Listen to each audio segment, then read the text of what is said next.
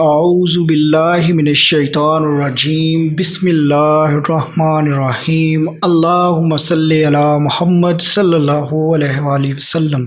صحیح بخاری شریف میں ہے کہ سیدنا اسید بن حضیر رضی اللہ تعالیٰ عنہ نے ایک مرتبہ رات کو سورۃ بقرہ کی تلاوت شروع کی۔ ان کا گھوڑا جو ان کے پاس ہی بندھا ہوا تھا اس نے اچھلنا کودنا اور بدکنا شروع کیا۔ آپ نے قرات چھوڑ دی، گھوڑا بھی سیدھا ہو گیا۔ آپ نے پھر پڑھنا شروع کیا، گھوڑے نے پھر بدکنا شروع کیا۔ آپ نے پھر پڑھنا موقوف کیا، گھوڑا بھی ٹھیک ٹھاک ہو گیا۔ تیسری مرتبہ بھی یہی ہوا، چونکہ ان کے صاحبزادے یحییٰ گھوڑے کے پاس ہی لیٹے ہوئے تھے، اس لیے ڈر معلوم ہوا کہ کہیں بچے کو چوٹ نہ لگ جائے۔ قرآن کا پڑھنا بند کر کے اسے اٹھا لیا، آسمان کی طرف دیکھا کہ جانور کے بدکنے کی کیا وجہ ہے۔ صبح نبی کریم صلی اللہ علیہ وسلم کی خدمت میں آ کر واقعہ بیان کرنے لگے۔ آپ سنتے جاتے اور فرماتے جاتے ہیں، پھر اسید پڑھے چلے جاؤ۔ سیدنا اسید نے کہا، یا رسول اللہ، تیسری مرتبہ کے بعد تو یحییٰ کی وجہ سے میں نے پڑھنا بالکل بند کر دیا۔ اب جو نگاہ اٹھی تو دیکھتا ہوں کہ ایک نورانی چیز سایہ دار ابر کی طرح ہے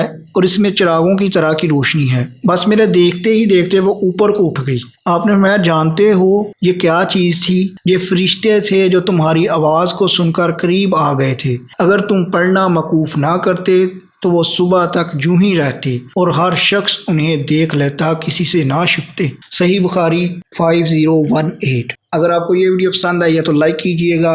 صحیح سند کے لیے ہماری دوسری ویڈیوز بھی چیک کیجئے گا اور لیٹسٹ اپڈیٹس کے لیے ہمارے یوٹیوب چینل سند ٹی وی کو سبسکرائب کر لیجئے گا۔ ویڈیو دیکھنے کے لیے بہت بہت شکریہ۔ جزاک اللہ خیر۔